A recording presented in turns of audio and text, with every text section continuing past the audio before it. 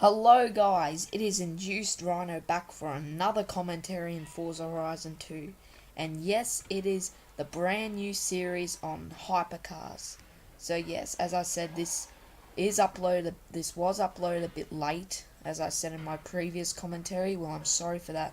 I've actually been busy, but I will, hopefully this video will make up for it. And yes, once again I'd like to give another shout out to a guy named TrizGV, who is not only a really good guy, he's also a really good friend and has helped me a little bit, given me some tips. But yeah, he makes good videos on Forza Horizon 2, good commentaries too.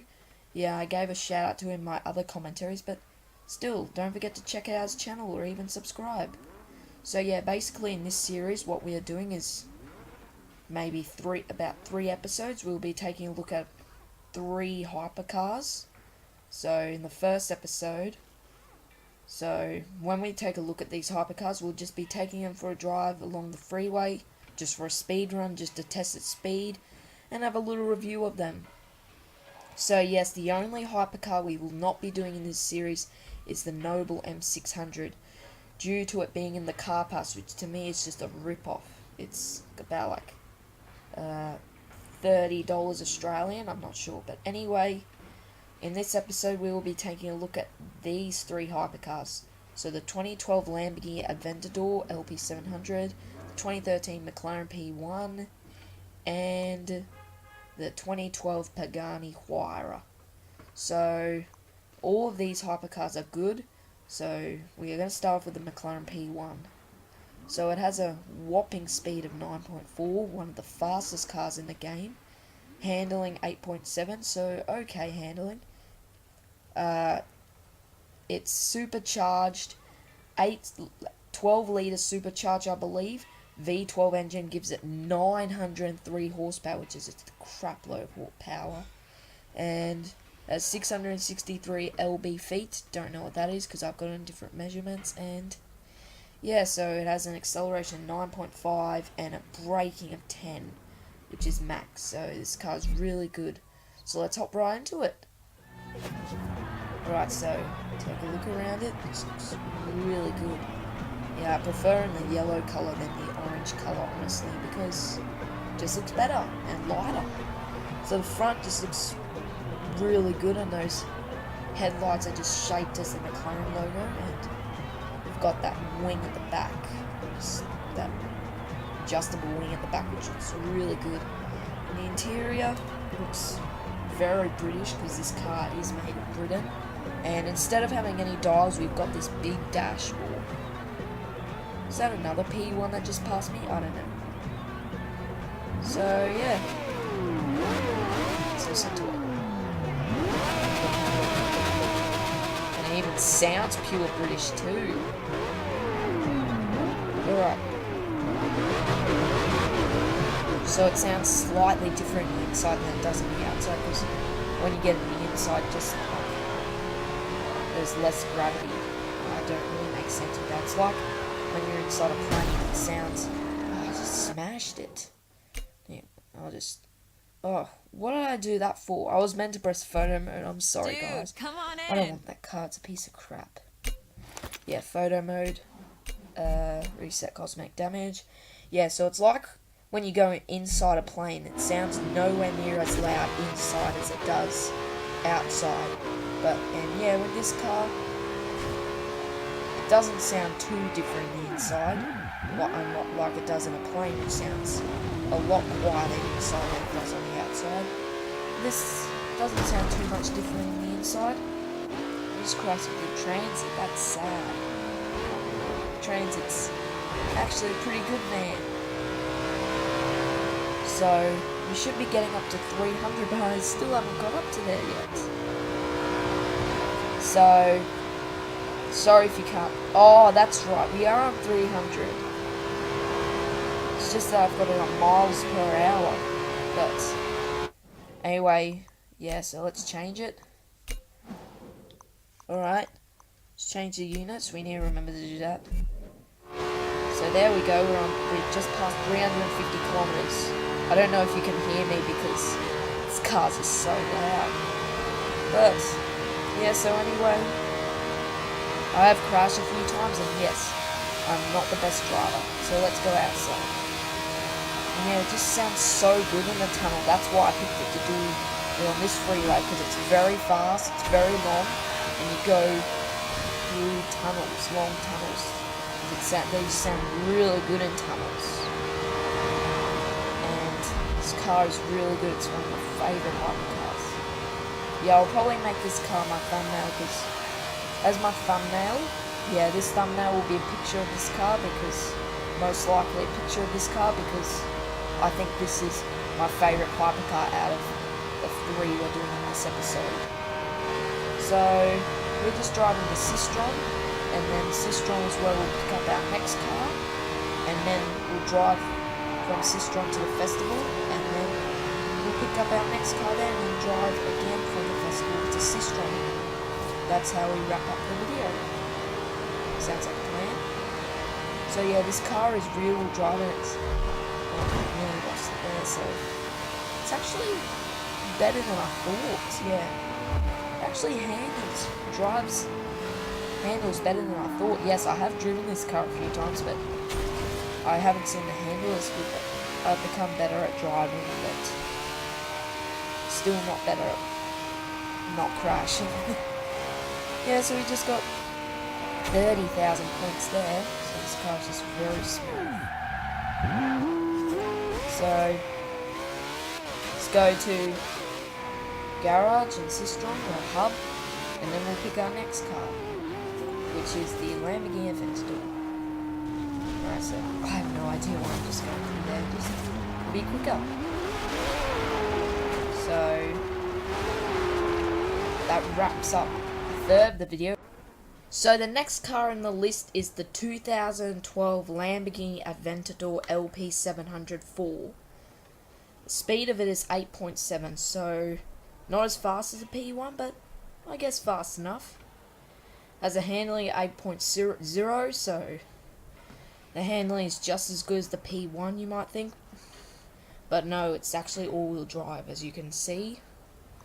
So it has a power of 700 horsepower, so not as much as the P1, but still pretty good. I don't know what type of engine it has though. That's 509 LP-feet for the torque, and weighs 3.5 lb, so it's actually surprisingly heavier than the P1. It has a launch of 10, so it's got a maximum launch. So let's hop right into it. So yeah. So the handling on this isn't as good as the handling on the P1, because it's all-wheel drive.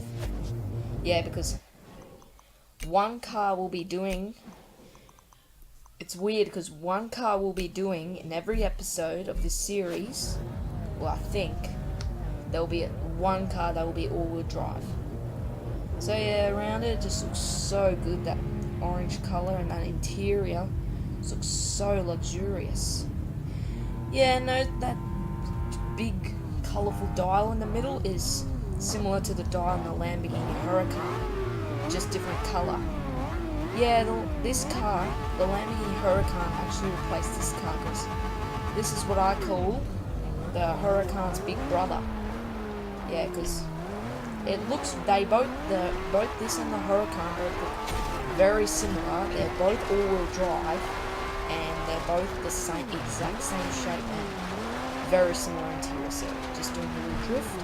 Because this is all-wheel drive, you might as well give it a little tiny drive on dirt. It's only a tiny little drive on dirt. Yeah, just to give it a taste of rallying, because it's all-wheel drive. So yeah, this car just probably not as good as the P1, because P1 is just overpowered. It's way very powerful, but this isn't. The Aventador isn't that powerful, and yes, it is slightly faster than the Huracan, but they're both really good cars. Actually, I think I might like the Huracan better, because the Huracan handles slightly better, and you have arrived at your there's so destination. many traffic cars. I better reset the damage. So Let's have a quick look around it. Side, it's really good. And yeah, so I think this car came out the same time as the Gallardo, and yeah, so I think this car replaced the Murcielago. This car replaced the Murcielago, and the Huracan actually replaced the Gallardo. But the Aventador is still what I call the Huracan's big brother, even though they're the same size and weigh about the same, and both all-wheel drive and look the same. Yes, yeah, but the dials in the Huracan are different colours, so yeah, this isn't as fast and powerful as the McLaren P1, but like I said, but still, yeah, McLaren P1 this is actually slightly heavier than the McLaren P1, because I saw on Top Gear once that Jeremy Clarkson said that the chassis of the McLaren P1 weighs as much as James Mann. Just smashed. No, I didn't say it, I'm warning you, I'm not the best driver. Yeah. Actually, you could say I'm a good driver, but not good at not crashing, like I said in the P1. So far this is driving pretty smoothly, just like the P1, considering it's all-wheel drive. Yeah. And so it's just the passenger side, and we've got the Lamborghini written on the airbag, and the middle just looks like a normal coat. Sat nav in the middle, and the air conditioning vents. But usually in most hypercars, the air conditioning vents are more round and sticking out, like in the Pagani Zonda or the Huayra, which we'll be doing next. So far in the P1 we got like 30,000 volts, but I don't think we're going to get that in this car because we've crashed a lot. And so yeah, with all-wheel drive don't turn as good, but with all-wheel drive, handles slightly better when you're driving in a straight line. But because in rear-wheel drive, when you're turning in a rear-wheel drive car, you're more likely to spin out in a rear-wheel drive car than you are in an all-wheel drive car, in my opinion. But when you do spin out an all-wheel drive car, well, obviously the car's picked up by all the wheels, so you spin out more. But when you spin out in a rear-wheel drive car, it's only picked up by the back wheels, so you don't spin out as far. So you do spin out less than an all-wheel drive car, I'm pretty sure, but you spin out. You do spin out more. You do spin out less in an all-wheel drive, in my opinion, but the way you do spin out is slightly worse than the way you spin out in a rear-wheel drive car. And sorry about that background noise, it's just my texting on my phone. So we're just heading into the festival, and I think this car is really good because we've got the hood and the front windscreen on the exact same angle, which is the same on most Lamborghinis, the same on the Huracan, and the same on the Veneno, which we'll also be doing in this series because that's a hypercar too. Alright. So the next car, the last car in this episode, is the 2012 Pagani Huayra. Now this car just looks so awesome. The way it the silver color of it, just the way it stands out is just really good and really luxurious. But the inside, when you look at the inside, just the inside doesn't really suit the outside. That's the only thing. And like the McLaren P1, it is rear-wheel drive and handles about the same. So it also has the exact same amount of horsepower as the Aventador, 700 horsepower, so the exact same amount of power, but it has less torque and is slightly lighter than both the P1 and the Aventador. I think the P1, yeah. And it has a speed of 8.8, so it's tiny bit faster by 1% than the Aventador, and it's slightly slower than the P1. Well, not slower, but less faster. Handling 8.4, and we won't read it. And yes, this car does have gull wing doors. Yeah, the reason this car has gull wing doors is because the engine is made by AMG, and AMG is with Mercedes. AMG usually make the engines for Mercedes, and yeah, so, and on the SLS AMG, that car is gull wing doors, and the engine of that car is made by the same creators as the engine of this car. So let's just look around it. Yeah, the side just looks very smooth, but maybe a little bit simple. Yeah, and it wouldn't look like it would have gull wing doors. It would just look like it would have normal doors or scissor doors, which is when they just go up. And yeah, so that's all you need to really talk about on the side. But we've got Huayra written on the side, and the Huayra badge that's written on the back takes 24 hours to carve out of aluminium, and the front too. Yeah, that's the only thing I probably hate about this car, is that just the way those rear view mirrors stick out just really don't stand out. The way they go up just make it look like horny ears. I don't know how to describe it. But yeah, we've got those two flaps at the front, and we've also got those two flaps at the back to make it handle better when it's turning. And we've got the windshield wiper right up. So yeah, so side just looks exactly the same, and we'll just exit and have a look. So this car just looks really good at the back and front end, but when you get inside, just okay, actually, the inside of the Pagani Huayra in real life looks actually quite a bit different to the inside of it in this game, because it's a different colour inside and the dials look more old-fashioned. It kind of looks like in the inside of the Huayra in real life. The idea was come up by the Victorians. I didn't come up with that, Richard Hammond did in time. So, but yeah, it's a bit more luxurious than the Aventador. It sounds really good. It sounds similar to the SLS and the McLaren SLR, because the engine is made by AMG. It's a 6-litre.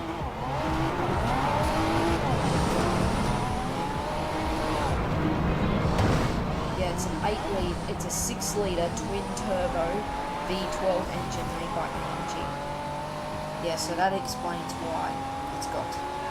And yes, the only upgrade added to this car is the tyres, and as you can see, the roll bar cage is sort of in front of me. But yeah, so if you can see that the dials are blue, that's the colour they usually are.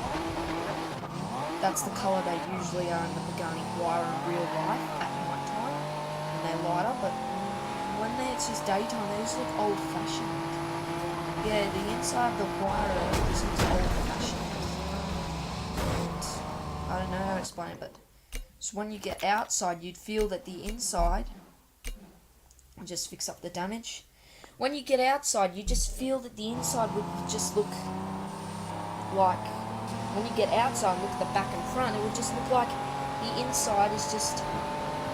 Yes, true. Maybe the inside of the Huayra in this game does kind of suit the outside, but the inside of the Huayra in real life really does not. So maybe that's why Turn 10 wanted to make the interior a bit different, because they don't really like how it looked like in real life. I don't know. But yeah, when you get inside, it just sounds different inside than it does outside, because you get this sort of whistling sound when you go inside, a bit like a dog whistle. I don't know what a dog whistle specifically sounds like. No one does, because it operates at a frequency that only dogs can hear. I'm not trying to sound like but it's true. So be careful there, and I think it says it handles as well as the P1, but honestly the P1 is actually easier to drive, because it's just so overpowered and slightly faster. There's just so many things to say about this car. It's made of carbon fibre. It's just the sides look pretty simple, and it just hasn't lost the drama from the Zonda. He just lost one of the headlights, I think. Yeah, he did. It It just makes it look even worse when it has one headlight, but when you lose both of them, it actually looks better. But you wouldn't want to lose them in real life, because, obviously. Yeah, in the back you can see that quadruple exhaust pipe in the middle, and there's triple tail lights. So, this car I would say is probably, it is good, but it's just, they could have done, this is probably my least favourite hypercar in this episode. Just in this episode, well, I only did 3, but it is still a really good car, but just the way those flaps go up don't really suit it. Yes, and the doors, the gullwing doors, I hate. I just hate. That's also what I hate about the SLS. Yeah, that's, as I said, my friend Tris GB, I'm not sure you'd be interested, but I think the SLS is his favourite car. I don't know why. But it's not even as fast as this, even though the engine is produced by AMG. And that basically wraps up the video, so just go back to the garage. Come on in. So, how can I help? yeah, that was the first episode of the series, so thank you guys for watching. Don't forget to check out my friend's channel. I'll leave the link to his channel in the description. This will be probably the last shout out I give to him, but anyway, thanks for watching. Subscribe or like if you enjoyed, and stay tuned for more episodes, and I'm out. Bye bye.